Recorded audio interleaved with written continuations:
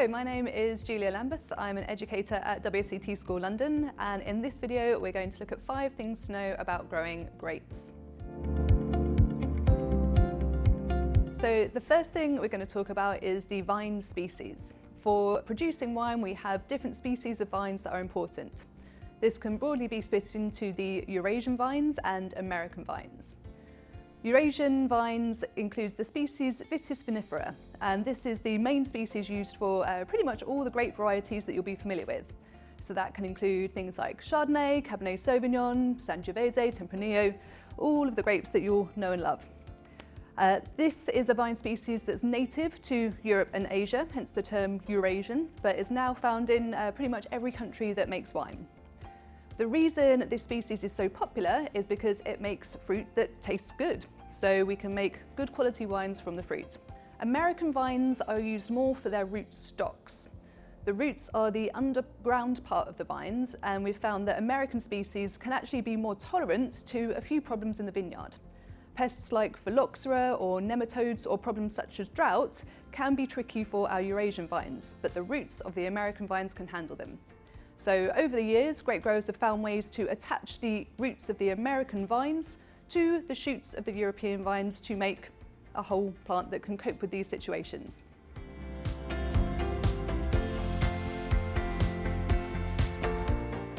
Next, we'll look at the parts of the vine. So the vine can broadly be split into 4 different parts. We've got the green parts, which are this year's growth. We've got the 1-year-old wood, the permanent wood, and the roots of the vine. And we'll look at each of these parts in a little bit more detail. So the green parts includes several different structures. You've got the shoot, which is produced when the buds burst. Along the shoot, you've got different parts. So this includes the tendrils, which is what the vine will use to attach itself to a trellis. You've got the leaves, which are the site for photosynthesis in the vine, how it's going to produce sugars to power itself, and also the sugars that we're going to need to make our wines. You've got the buds between the leaf and the shoot. The buds contain the embryonic growth for next year, so these are going to be important for thinking about next year's harvest. And then at different times of year, we're going to have the inflorescences, the little bunches of flowers, and then once those flowers are fertilised, we'll get our berries. For the woody parts of the vine, we can divide this into the 1-year-old wood, which will be replaced each year, and the permanent wood. The 1-year-old wood can be different lengths. So when we've got a longer bit of 1-year-old wood, this is called a cane, and it will normally have between 8 and 15 buds on it. And if we've got a shorter bit of 1-year-old wood, this is known as a spur, and this has got 2 to 3 buds on it. From these buds is where we're going to get the shoots for the following year. So this will produce the leaves, the grapes, all of those things that we just talked about. For the permanent wood, this can be just the trunk of the vine, or it can also include a cordon, which is like a long arm on the vine as well. It's up to each grape grower whether they want to keep a cordon or not. The trunk is what's going to keep the vine upright, it's what's going to support it through the growing season. And then for the roots, these are the underground parts of the vine. So these can be used to anchor the vine, and they're also going to be the way that the vine takes up nutrients and water from the soil and can store some of the carbohydrates that the vine will use to power itself as well.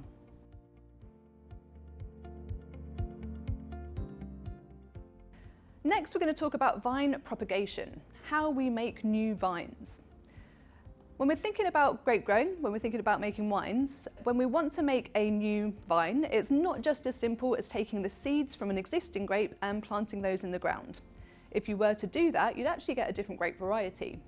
So in order to ensure that we keep the same grape variety, we propagate the vine by taking cuttings.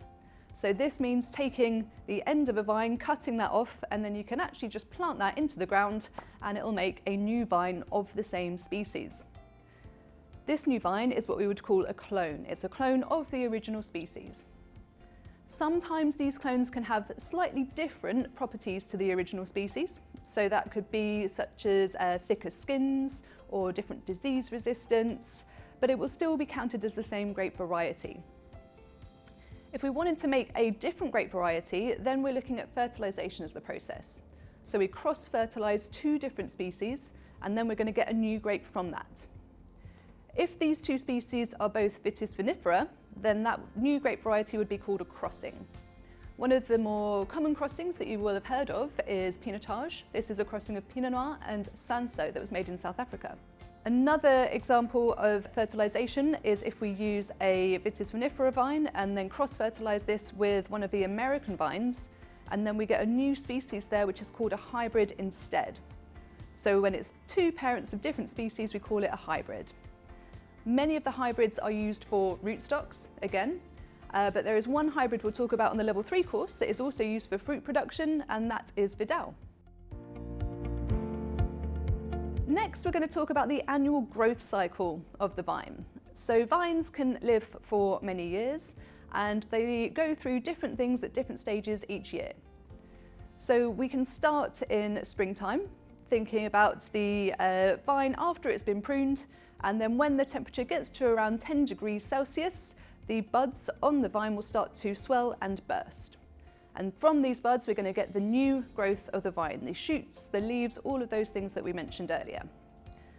As the growing season progresses, we will start to see those inflorescences produced, the little bunches of flowers, and then when those flowers are fertilised, normally late spring, early summer, they will turn into little grapes, and this is called fruit set.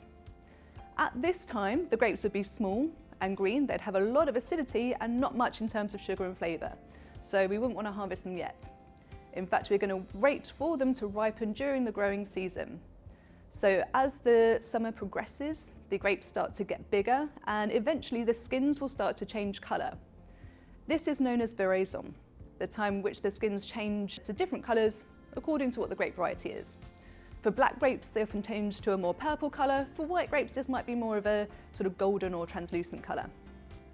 And veraison is the time that signals the sugar accumulation. So from here, we're going to start to see more sugars in the grapes. We'll see the acid levels fall, and we'll also see the flavours start to ripen as well.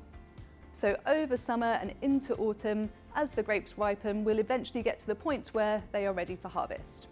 When it comes to harvesting, growers have different options there, and they're looking for that perfect balance of sugar, acids and flavours to make the style of wine that they're looking for. After the grapes have been harvested, then the vines will drop their leaves and we'll be left with the remaining shoots or spurs that can be then pruned for the following year.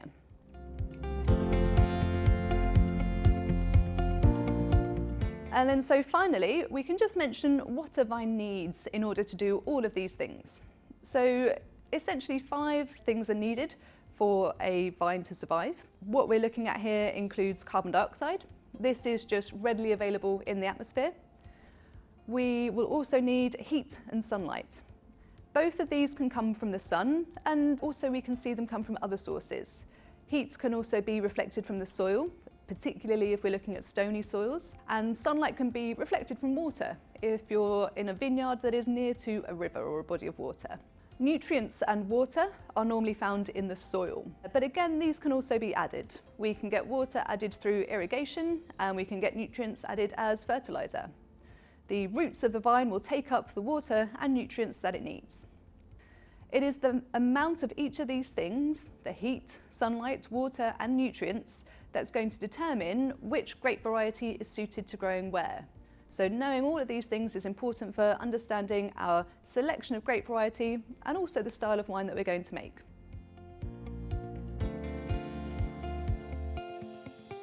So to finish with, we're just going to look at an example exam style question. So here the question is, identify 2 vineyard challenges that may be overcome by grafting onto rootstocks, for 2 marks.